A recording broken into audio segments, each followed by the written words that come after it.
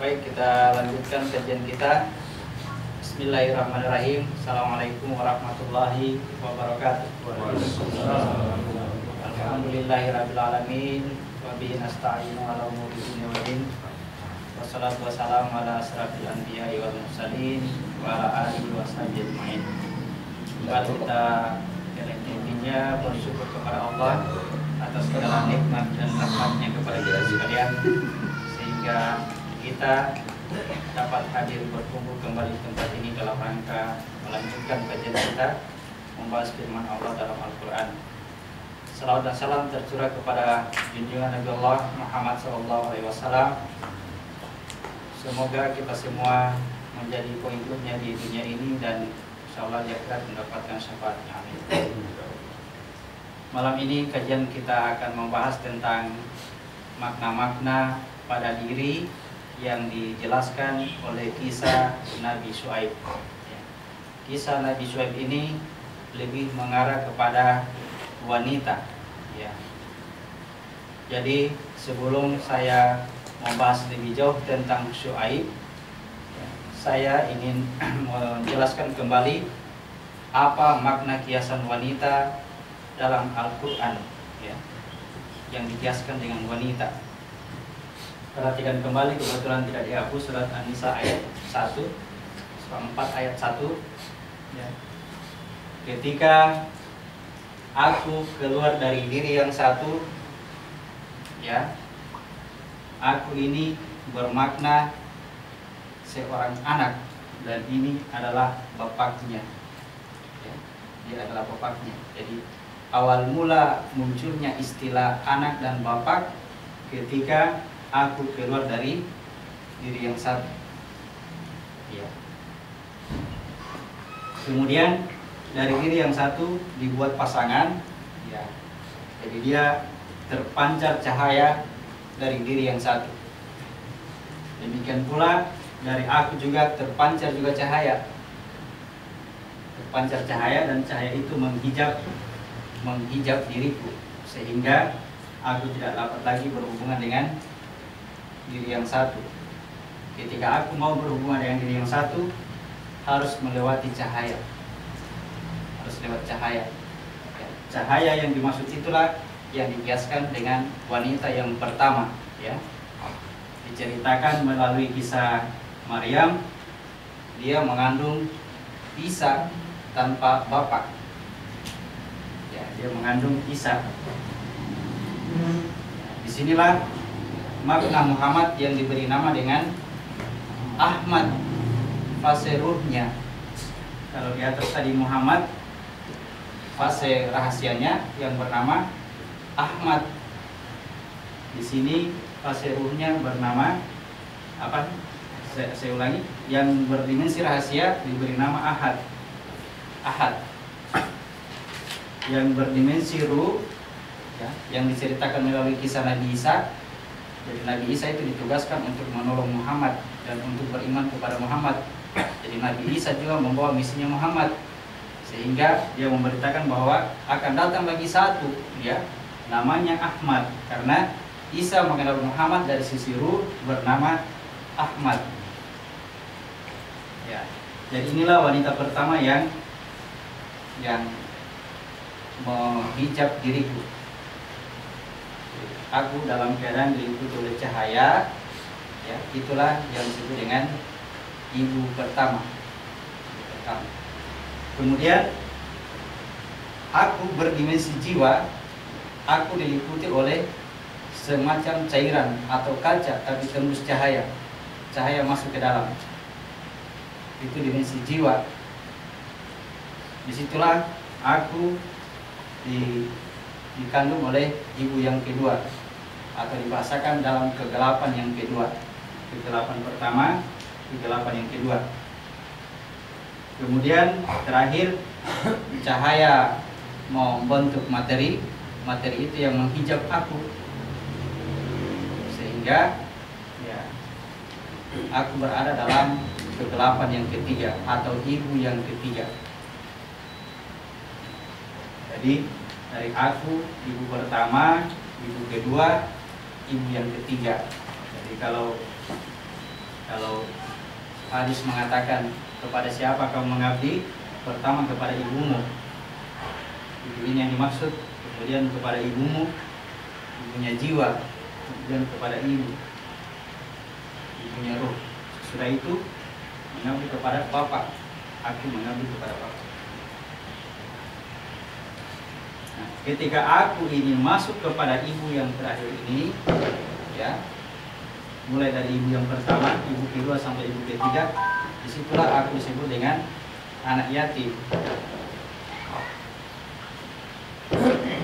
Aku adalah anak yatim. Aku anak yatim. Kemudian diingatkan kepada kita, ya, jika kamu khawatir tidak dapat berlaku adil terhadap anak yatim yang dimaksud adalah aku yang ada di sini. Yang dimaksud yang berlaku adil adalah membawa kembali aku ini untuk kembali ke diri yang satu. Itu berlaku adil namanya. Berlaku adil. Jadi aku mau diperjalankan kembali ke diri yang satu.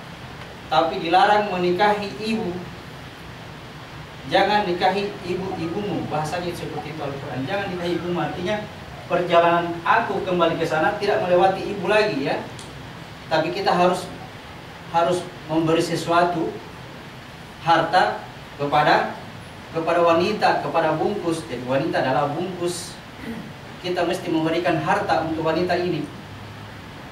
Wanita yang kita serahkan, kita punya harta kepadanya, itu disebut dengan istri. Tapi ibu dengan istri tempatnya sama. Dalam kondisi dari diri yang satu, aku masuk ke tubuh melewati ibu. Pada kondisi aku kembali ke bapak melewati istri.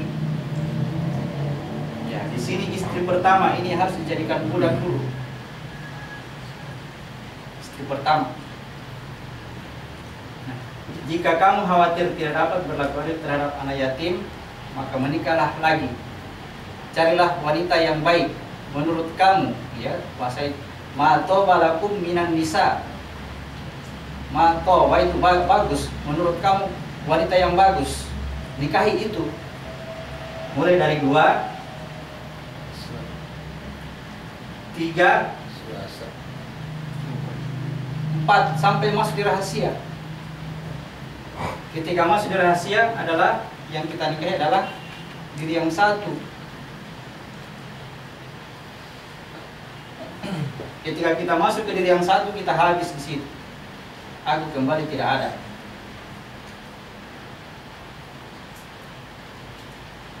Masih bisa berlaku adil? Jika khawatir lagi tidak jika khawatir lagi tidak bisa berlaku adil, maka cukup satu. Ketika kita masuk ke sini, aku tidak ada. Begitu buka mata, aku ada di sini. Nah, ini yang dikatakan cukup satu. Yang tadi yang kita nikahi itu ke atas ini ada di sini semua, ya, atau ada di sini semua. Pernikahan itu ada di sini. Nikahi tubuhmu, nikahi jiwamu, nikahi ruhmu, nikahi rahasiamu pada diri ini, pada satu diri. Yang dikatakan cukup satu. Sesungguhnya kamu tidak bisa berlaku adil terhadap istri-istrimu. Ya, kita buka dulu itu surat 4 ayat 129. Surah 4 ayat 129. Tidak ada di buku itu, mungkin yang ada Al-Qurannya, silakan baca. Dan kamu tidak akan dapat berlaku adil di antara istri-istrimu, walaupun kamu sangat ingin berbuat demikian. Karena itu, janganlah kamu terlalu cenderung kepada yang kamu cintai, sehingga kamu biarkan yang lain terkatung-katung. Dan jika kamu mengadakan perbaikan dan memelihara diri dari kecurangan, maka sungguh Allah Maha Pengampun, Maha Penyayang. Kamu tidak bisa berlaku adil terhadap istri-istrimu meskipun kamu sangat ingin. Coba kita hubungkan dengan apa yang kita pahami sebelumnya tentang poligami. Syarat poligami dia katakan, jika kamu khawatir tidak dapat berlaku adil terhadap perempuan yatim, diartikan seperti itu, dimaknakan untuk perempuan, ya, padahal bukan perempuan yatim, itu anak yatim. maka nikahilah wanita yang lain 2, 3 atau 4. Jika kamu tidak dapat berlaku adil, cukup 1. Jika kamu tidak dapat berlaku adil, cukup 1. Artinya kalau kamu yakin, khawatir tidak bisa berlaku adil, 1 saja. Di sini dikatakan Allah, kamu tidak bisa adil, berarti 1 saja ya. Tuhan yang bilang kamu tidak bisa adil ya. Jangan mau coba-coba berlaku adil. Jadi ajaran poligami bukan ajaran Islam. Perhatikan, ajaran poligami itu ajaran yang bersyarat. Ada syaratnya. Syaratnya tidak bisa berlaku adil terhadap anak yatim. Perhatikan, ingat cerita Ismail kemarin. Ingat cerita Ismail. Bayangkan Ismail sekarang. Ada yang terpancar dari Ismail, ada yang terpancar. Ini bermakna anak yatim. Yang keluar dari Ismail ini, anak yatim. Ya, yang keluar dari sini Ismail juga anak yatim juga. Ya, anak yatim ini kalau mau diberlakukan adil, dia mesti punya wadah, dia mesti punya rumah. Setiap kali terpancar, tidak terbentuk wadahnya, tidak terbentuk tubuhnya, dikatakan juga tidak berlaku adil terhadap anak yatim. Nikah lagi dengan catatan harus ridho ini istri pertama. Kenapa harus ridho ya? Periksa dulu masing-masing, jangan sampai bukan istri yang bermasalah ya. Jangan sampai kita kalau tidak mau lebih rumit lagi ya, harus dua-dua berusaha. Seorang istri yang mengikhlaskan suaminya menikah lagi dijamin masuk surga. Larinya ke sana ya. Mana ada istri yang mau nikahkan suaminya. Tetapi kalau makna ini, kalau ini tidak mau nikahkan suaminya, suami istri dua-duanya masuk neraka. Kalau ini ya lari ke makna, bukan lari ke pernikahan poligami tadi yang saya maksud, bukan. Poligami itu dalam ajaran Al-Quran adalah suatu keterpaksaan. Karena itu tadi, karena manusia mau menciptakan khalifah, ini tidak jadi-jadi ya. Kalau suami bermasalah, izinkan istri menikah lagi. Kalau dia mau ya. Ya. Tapi kalau makna itu sebenarnya adalah, kata-kata itu terbawa ke sini. Seorang suami, seorang istri yang rela menikahkan suaminya dijamin masuk surga. Kenapa? Apa maksudnya seorang istri rela menikahkan suaminya? Dia mesti menjadikan dirinya dulu seorang budak. Tubuh ini menjadi budak bagi isinya. Yang kemarin memerintah adalah ini wanita. Ya. Sekarang yang perintah ini, maka ini jadi budak bagi laki-laki yang ada dalam diri. Tubuh bermakna wanita.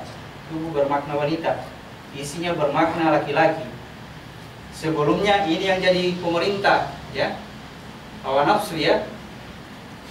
Ya, mau jenis kelamin laki-laki, jenis kelamin perempuan sama saja, dipimpin oleh hawa nafsu. Sudah terjadi penghancuran patung, penghancuran, saya bahasakan begitu ya. Ini yang pimpin jiwa. Kalau ini yang pimpin, maka ini selalu mendapat bisikan wahyu ya, atau bisikan takwa. Ini selalu mendapat bisikan fasik, bisikan hawa nafsu. Ini bisikan wahyu, dipimpin oleh wahyu, dipimpin oleh Islam. Nah, setelah ikut, maka setiap perilaku perbuatan yang dilakukan oleh orang ini, dia akan membentuk wadah yang baru, pengganti ibu tadi ya, pengganti ibu. Terbentuk lagi wadah baru. Nah, itu yang istilahkan dengan kebun ya. Ada 2 kebun yang pertama, kebun yang kedua. Apa ini? Kebun yang kedua, ini kebun yang pertama. Ini dulu yang dijadikan kebun. Istrimu itu seperti kebun, ini yang dimaksud ya. Wadah ini, jadi saya sengaja bawa dulu ke sini supaya kalau kita baca ayatnya tidak terpikir lagi istri yang di rumah ya, bukan. Tapi sudah mengarah ke jasad. Ini bagaikan kebun bagimu, ya. Datangilah kebunmu dari arah mana yang kamu suka, ya. Ini yang dia maksud. Dengan wadah ini, ya kita dibuatkan kebun yang baru. Oke. Jadi untuk berlaku adil terhadap anak yatim aku ini mesti menikah lagi, ya. Tinggalkan istri pertama. Dikatakan kamu tidak bisa berlaku adil terhadap istrimu meskipun kamu sangat ingin. Pasti kau ceraikan istri pertama, pasti. Karena kalau tidak, masuk neraka kedua-duanya. Tinggalkan istri pertama, masuk kepada istri kedua. Jangan terlalu condong kepada salah satunya sehingga lupa yang lain. Kapan condong kepada ini? Kuat hawa nafsu. Condong kepada istri ini lebih cantik lagi, ini istri kedua ini lebih disayang biasanya ya. Istri kedua adalah alam jiwa kita, condong ke sini sudah jadi Yahudi. Istri ketiga condong ke sini Nasrani lagi. Jadi harus tetap berlaku lurus dari tauhidnya, ketemu ini tetap berlaku lurus, tinggalkan lagi istri kedua, tinggalkan istri ketiga, masuk ke sini ke 4 rahasia, langsung bergabung dengan diri yang satu. Begitu bergabung dengan diri yang satu, aku tidak ada. Ternyata istri-istri tadi adalah ada pada satu diri. Oke, pas saya ulang-ulang, oke, paham itu ya. Ternyata pada satu diri gitu tadi istri 4. Ya. Jadi menikah sampai 4 bukan mengumpul para wanita. Biar dikumpul para wanita, istri 1, istri 2, istri 3, istri 4. Kalau tidak pernah terjadi pergerakan sama dengan istri-istri dunia semuanya. Istri dunia tidak bisa mencapai bahasa Nabi, nikahlah kamu. Barang siapa yang tidak nikah, nikah itu adalah sunnahku. Barang siapa yang tidak nikah, maka bukanlah dia dari golonganku. Ada yang belum nikah? Ada. Kalau tidak jadi menikah, sampainya meninggal tidak menikah, tidak ada jodohnya, apakah itu bukan golongan Nabi? Bukan nikah begitu yang saya maksud ya. Nikah dengan, ya mesti terjadi pernikahan 4. Tidak bisa tidak, untuk mencapai makamnya Nabi harus menikah sampai 4. Oke? Artinya ya dari tubuhmu masuk ke alam jiwa, masuk ke alam ruh, masuk ke alam rahasia. Di alam rahasia kamu akan bertemu dengan Tuhan. Itulah golongannya Nabi, itulah umatnya Muhammad. Di sini umatnya Ibrahim, di alam jiwa umatnya Musa, di alam ruh umatnya Isa, di alam rahasia umatnya Muhammad. Hanya Muhammad yang bisa sampai kepada Tuhan. Ya, aku yang sampai kepada Tuhan. Oke, itu sekedar penjelasan tentang wanita, ibu, istri adalah bungkus daripada diri kita masing-masing. Mau berjenis kelamin laki-laki, berjenis kelamin perempuan, sama nilainya terhadap pernikahan ini. Jadi wanita juga yang berjenis kelamin wanita mesti menikah 4 juga. Tapi bukan 4 suami, ya, bukan 4 suami. Karena suami adalah aku yang ada dalam diri, itulah kita punya suami. Wadah ini adalah istri. Jadi aku yang masuk ke sini itu yang bermakna suami, pemimpin. Ini ya. Ini adalah istrinya, menyatu ke sini. Ini menjadi suami, ini menjadi istri. Baik, kita masuk ke cerita Syuaib.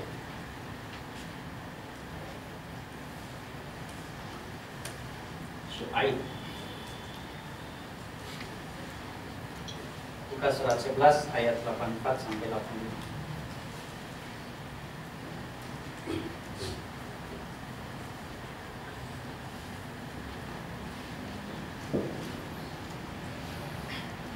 Dan kepada penduduk Madian kami utus saudara mereka Syuaib. Dia berkata, wahai kaumku, sembahlah Allah, tidak ada Tuhan bagimu selain Dia. Dan janganlah kamu kurangi takaran dan timbangan. Sesungguhnya aku melihat kamu dalam keadaan yang baik, dan sesungguhnya aku khawatir kamu akan ditimpa azab pada hari yang membinasakan. Dan wahai kaumku, penuhilah takaran dan timbangan dengan adil, dan janganlah kamu merugikan manusia terhadap hak-hak mereka, dan jangan kamu membuat kejahatan di bumi dengan berbuat kerusakan.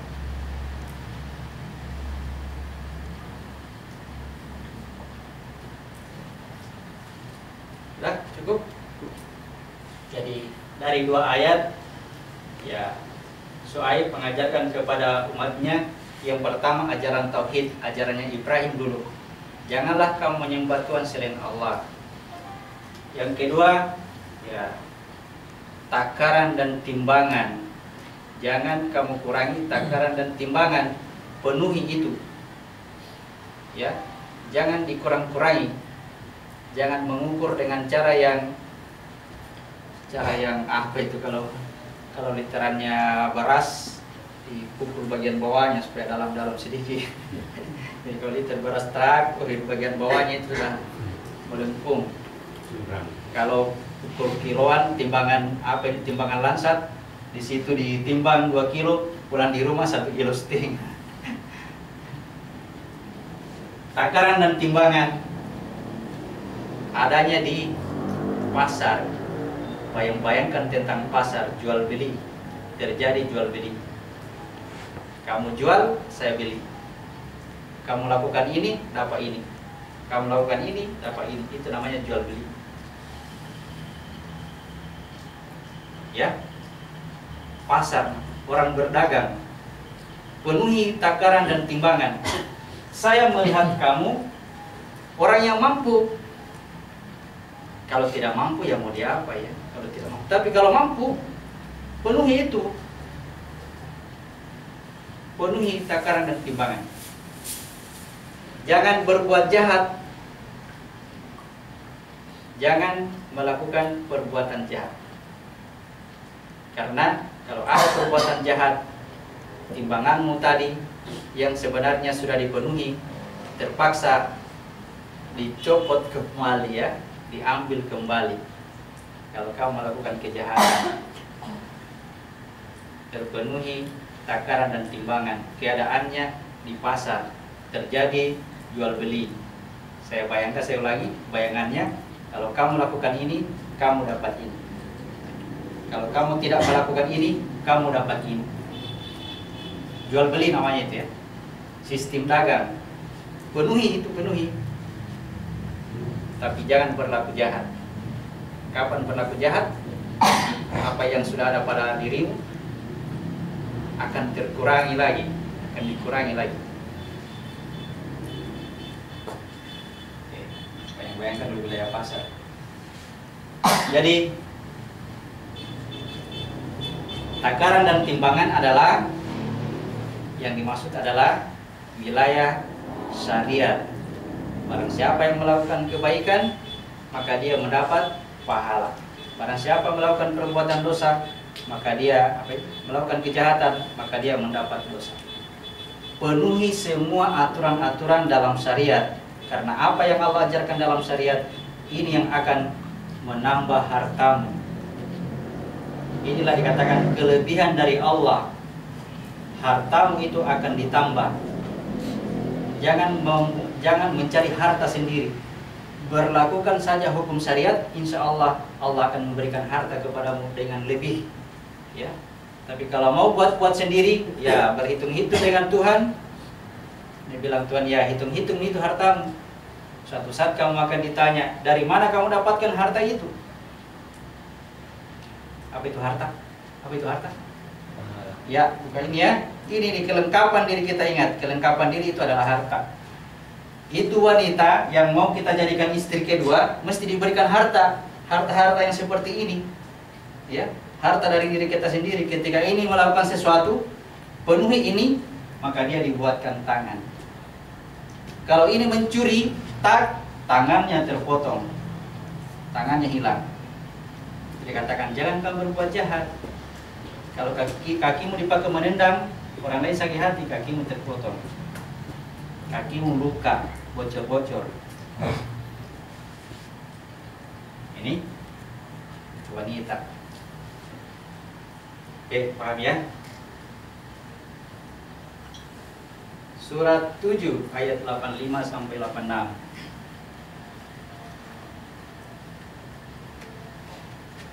Dan kepada penduduk Madian kami utus Shuaib, saudara mereka sendiri. Dia berkata, wahai kaumku, sembahlah Allah. Tiada Tuhan sembahan bagimu selain Dia. Ya, jangan tauhid. Terus Sesungguhnya telah datang kepadamu bukti yang nyata dari Tuhanmu. Sempurnakanlah takaran dan timbangan. jadi saya ulangi, coba kalau kita pahami sempurnakan takaran dan timbangan artinya lakukan itu syariat yang diajarkan Tuhan. Kalau kamu mampu, dilihat kamu mampu untuk ini, lakukan cepat supaya kamu dapat harta. Oke, lanjut. Dan jangan kamu merugikan orang sedikit pun. Yang dimaksud dengan merugikan orang adalah merugikan dirinya sendiri. Ini yang dimaksud dengan orang. Di sini dia. Untuk wadah yang berikutnya ya. Untuk perjalanan wadah yang berikutnya. Ini kita ini ada di sini sekarang. Ini mau pindah ini, mau cari istri kedua, harus dibuatkan dulu wadahnya ini. Ya, tidak bisa nikahi ibu, tidak bisa. Kalau kita dari sana kan menikahi ibu. Sekarang dilarang, harus punya istri, harus cari istri. Berikan harta itu kepada istrimu. Berikan hartamu kepada ini ya. Jangan kurangi hak-haknya ya. Ya, lanjut. Janganlah kamu berbuat kerusakan di bumi setelah diciptakan dengan baik. Ya, itu yang dimaksud ya. Jangan melakukan kerusakan. Setiap kerusakan yang kita lakukan di bumi berakibat fatal terhadap ini. Ya. Keluar kata-kata kasar, ini akan terpotong-potong lidahnya. Mencuri, terpotong tangannya. Menendang, terpotong kakinya. Apapun yang dia lakukan kerusakan akan berpengaruh terhadap ini.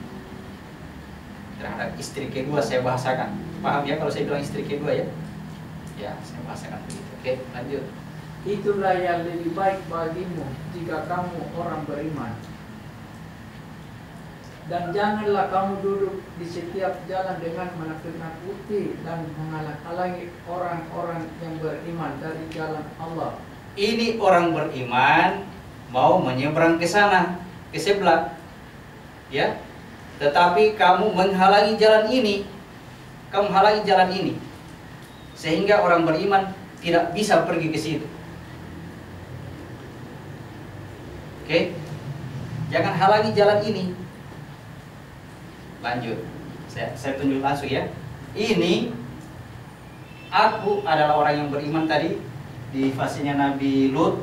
Di dalam ini ada orang yang berserah diri, sudah diberikan cahaya mau pindah, ya. Tetapi penduduknya Shuaib, kaumnya Shuaib menghalangi orang beriman itu sehingga tidak mampu naik ke atas, ya. Penduduknya kaum Shuaib sama dengan ini ya, sama dengan hawa nafsu, menghalangi dia untuk naik ke atas ini. Lanjut. Ingatlah ketika kamu dahulunya sedikit, lalu Allah memperbanyak jumlah kamu. Dan perhatikanlah bagaimana kesudahan orang-orang yang berbuat kerusakan. Ya. Ingat, dulu jumlahmu sedikit, sekarang bertambah banyak. Saya ulang tadi. Jangan kamu halang-halangi manusia dari jalan Allah. Jalan Allah ya. Ada nomor 5 sini, ada jalan Allah. Saya tulis huruf besar. Ada jalan Allah. Jangan menghalangi manusia dari jalan Allah. Ingat, dulu jumlahmu sedikit. Sekarang jumlahmu bertambah banyak. Kalau kamu menghalangi manusia dari jalan Allah, jumlahmu tidak akan bertambah banyak.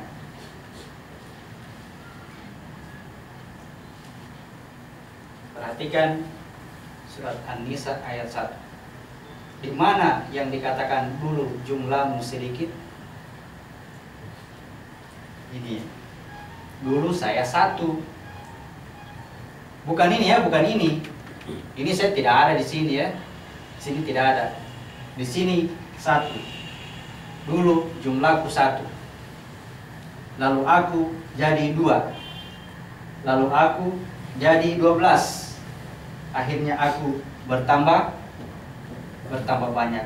Jalan itu disebut dengan jalan Allah. Kalau kamu halang-halangi manusia dari jalan Allah, jumlahmu tidak akan bertambah banyak. Ini disebut dengan jalan Allah. Aku dari 1, aku 2, aku 12, aku banyak, bersuku-suku dan berbangsa-bangsa. 12 suku bangsa. Aku kembar. Ada kembaran. Ada fotokopian, bukan fotokopian ya. Kemudian fotokopian juga asli Tony ya. Aku pengantarku. Aku dengan diri kembar. Aku satu. Itu perjalanan dari 1, 2, 12 banyak. Itu disebut dengan jalan Allah. Ini disebut jalan makhluk atau jalan taghut. Jalan taghut. Ini yang dimaksud dengan jalan Allah. Jalan Allah dibagi 2. Jalan Allah terbagi 2. Di sini ya. Jalan Allah yang pertama berangkat dari bawah sampai ke sini. Berangkat dari bawah sampai ke sini disebut dengan jalan keselamatan atau subulus salam. Subulus salam. Jalan dari sini sampai ke atas disebut siratal mustaqim.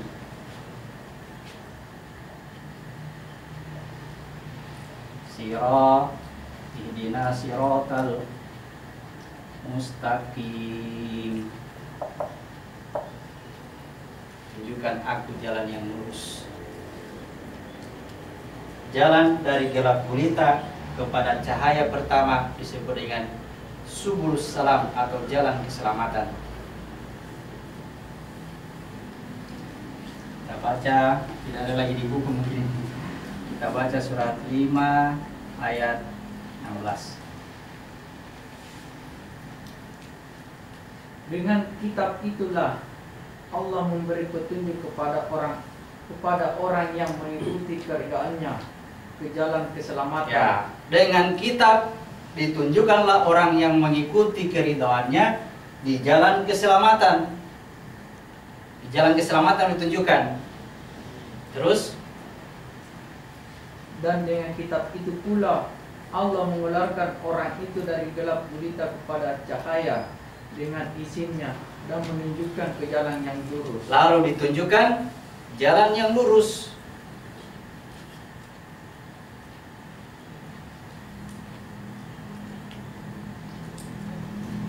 Ini disebut jalan keselamatan atau subul salam.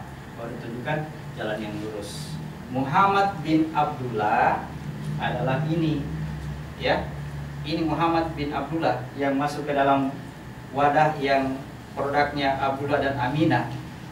Di sini dia berada. Makanya dia juga berdoa kepada Tuhan, ya Allah, tunjukkan aku jalan yang lurus. Muhammad itu ya, Muhammad. Ihdinas siratal mustaqim. Tunjukkan aku jalan yang lurus.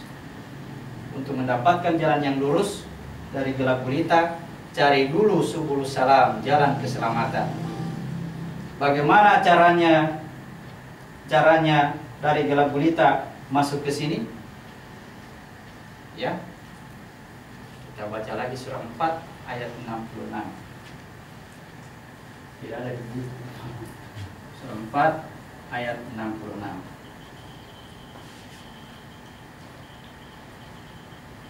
Dan sekalipun telah kami perintahkan kepada mereka, bunuhlah dirimu atau keluarlah kamu dari kampung halamanmu, ternyata mereka tidak akan melakukannya kecuali sebagian kecil dari mereka. Dan sekiranya mereka benar-benar melaksanakan perintah yang diberikan, niscaya itu lebih baik bagi mereka dan lebih menguatkan iman mereka. Bunuh dirimu, keluar dari kampungmu. Itu perintah supaya bisa keluar dari sini. Bunuh dirimu, keluar dari kampungmu. Bagaimana caranya bunuh dirimu? Matikan dirimu. Terbitkan matahari dari barat. Ingat kajian kemarin ini bersama-sama ini cerita ini. Terbitkan matahari dari barat, keluar dari sini. Ya, ingat syarat pertamanya istinja dulu ya. Istinja dulu dengan benar. Karena ada istrinya Nabi Lut tertinggal di sini. Selesaikan itu, karena dia akan menghalangi orang-orang musyrik masuk ke Ka'bah, menghalangi orang musyrik masuk ke sini. Subulus salam, jalan keselamatan. Ayat 67.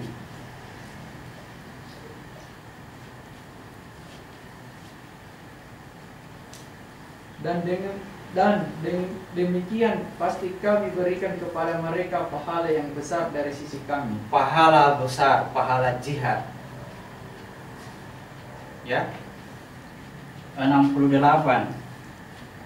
Dan pasti kami tunjukkan kepada mereka jalan yang lurus. Baru ditunjukkan jalan yang lurus. Pasti, dia bilang Allah pasti kutunjukkan. Bukan main-main ya. Bukan dia bilang mudah-mudahan saya tunjukkan jalan yang lurus. Tidak begitu dia. Pasti saya tunjukkan jalan yang lurus. Tapi ya, bunuh dirimu keluar dari kampung. Ya. Terbitkan matahari dari barat. Ya, kalau sudah lengkap teknik sholatnya enak ini, enak cerita ini, ingat dulu. Keluar dari sini. Keluar dari sini. Hancurkan patung. Teknik keluar dari sini adalah teknik penghancuran patung. Sama. Pasti aku tunjukkan kepadanya jalan yang lurus. Apa itu jalan yang lurus? Ihdinas siratal mustaqim. Siratal ladzina an'amta alaihim. Jalan orang-orang yang diberi nikmat oleh Allah. Siapa yang diberi nikmat oleh Allah? Baca lagi 69. Dan barang siapa menaati Allah dan Rasul, maka mereka itu akan bersama-sama dengan orang yang diberikan nikmat oleh Allah. Ini orang yang diberi nikmat oleh Allah ini ya. Dia akan bersama-sama dengan orang yang diberi nikmat oleh Allah, yaitu lanjut, yaitu para nabi, para pencinta kebenaran, orang-orang yang mati syahid, dan orang-orang saleh, orang yang berbuat baik. Dia akan bersama dengan orang-orang ini, orang-orang yang diberi nikmat oleh Allah. Pasti itu kata Allah ya, pasti. Pasti ditunjukkan jalan yang lurus ya. Ya Allah, tunjukkan kami jalan yang lurus. Ya, cari dulu jalan keselamatan. Cari dulu subulus salam. Ya. Dengan kitab itu Allah mengeluarkan manusia menuju jalan keselamatan. Dengan kitab itu pula dia keluarkan dari gelap menuju terang, lalu ditunjukkan jalan yang lurus. Ya, barang siapa yang melakukan pelajaran ini, pasti ditunjukkan jalan yang lurus. Berarti ya, secara praktik syariatnya, ingat saya katakan syariat adalah teknik pelaksanaannya keluar dari sini. Penuhi itu. Jangan kurangi takaran dan timbangan, jangan kurangi. Ya. Penuhi itu takaran dan timbangan. Lakukan itu syariatnya dengan benar. Ya, lakukan syariatnya. Ingat dulu jumlahmu sedikit. Sekarang jumlahmu banyak. Sekarang jumlah aku banyak. Mau kembali sedikit, ikuti lagi jalan Allah. Jalan dari jumlahmu sedikit sampai banyak begini, itulah jalan Allah. Mau kembali kepada Allah, ikuti jalan ini. Sekarang jumlahmu banyak, cari yang sedikit ya. Bahwa manusia itu adalah satu diri.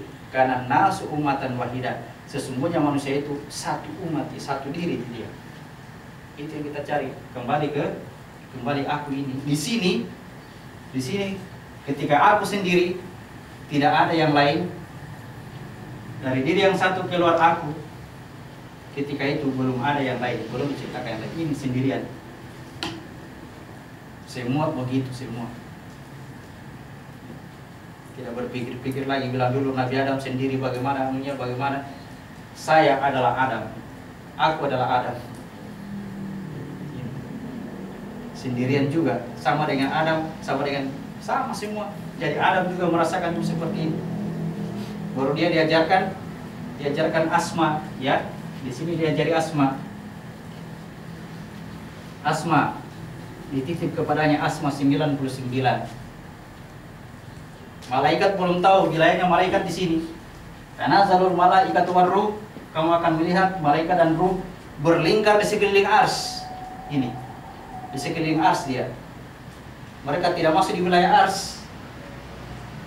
Jadi Adam mendapatkan pengetahuan langsung. Aku mendapat pengetahuan langsung tentang asma ini. Inilah yang tidak diketahui oleh malaikat. Tidak diketahui oleh malaikat. Begitu disuruh malaikat sebutkan nama-nama itu, wih, bilang tidak bisa sebutkan. Lalu Allah mengajarkan nama itu kepada Adam, lalu diperintahkan kepada Adam, wahai Adam, sebutkan nama-nama itu kepada mereka. Lalu Adam menyebutnya. Bagaimana sebutannya Adam? Ya, tugas Adam adalah sebagai khalifah ketika membawa asma ini ke sini, tugasnya menyatakan. Jadi menyebut asma-asma Allah itu, tugas manusia adalah menjadi nyata itu asma.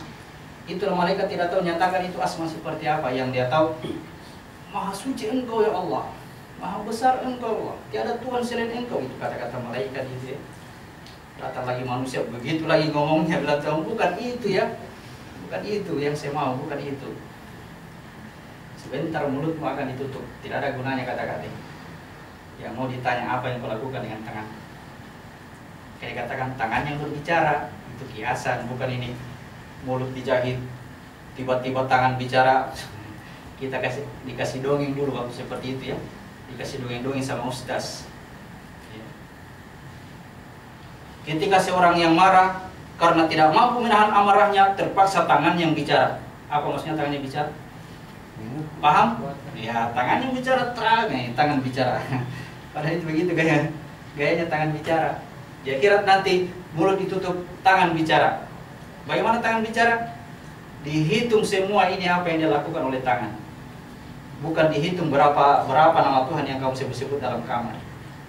Bukan. Ini beribu-ribu kali dia ucapkan, satu kali dia lakukan. Ini satu kali itu sudah lebih berharga daripada itu ribuan kali dia ucap. Ya, ini asma. Ini asma dititip kepada Adam.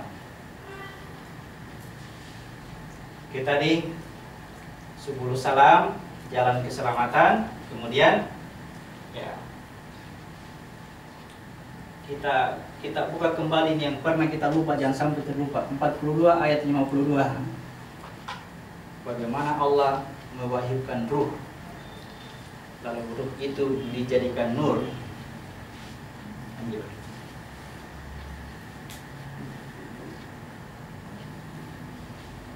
Dan demikianlah kami wahyukan kepadamu Muhammad ruh, Ya, sebut saja ruh ya, langsung. dengan perintah kami. Sebelumnya engkau tidaklah mengetahui apakah kitab Gelap. dan apakah iman itu. Gelap ya, tidak tahu kitab, tidak tahu iman, jadi gelap.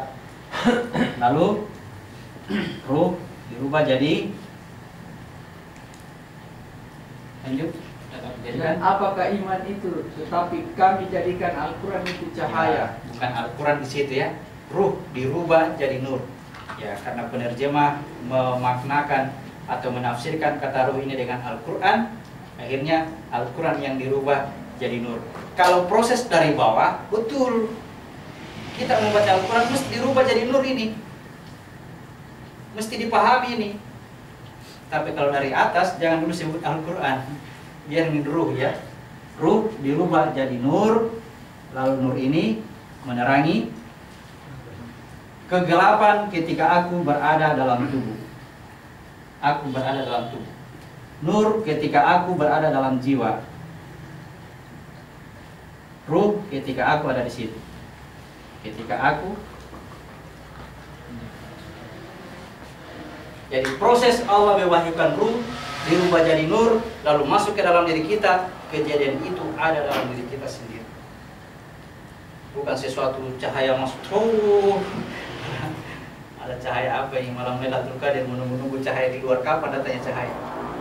Kejadian itu ada di dalam. Ya, ini selalu datang mengetuk pintu. Kalau bahasa tetangga ini datang mengetuk pintu.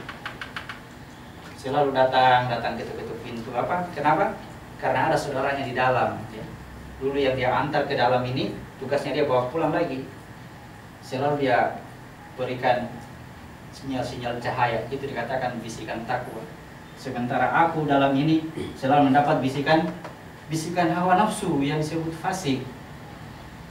Jadi ini bekerja juga, tubuh juga bekerja. Karena ada kekuatan hawa nafsu dari diri yang satu, muncul pasangannya Hawa. Nah, kekuatan inilah yang menguasai ini, kekuatan hawa nafsu.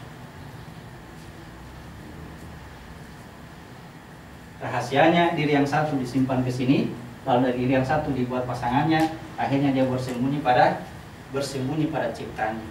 Makanya dia katakan, aku selalu bersama kamu di mana saja kamu berada. Ya, kecuali lepas dengan ciptaan, boleh katakan aku tidak sama dengan kau ya. Tapi selama ada ciptaan di situ, kata Allah, aku selalu bersama kamu, tidak bisa dilepas. Karena dia bersembunyi pada ciptaan. Lalu dia menunggu kamu di sana ya, menunggu kamu datang. Tak. Ya, jadi hati-hati dengan ciptaan ini. Hati-hati dengan selain aku. Berniat mau kembali kepada Tuhan, lalu membuat sesuatu kemungkaran terhadap makhluknya. Bagaimana rumusnya kira-kira itu? Mengatasnamakan Tuhan, lalu membuat kerusakan di sini.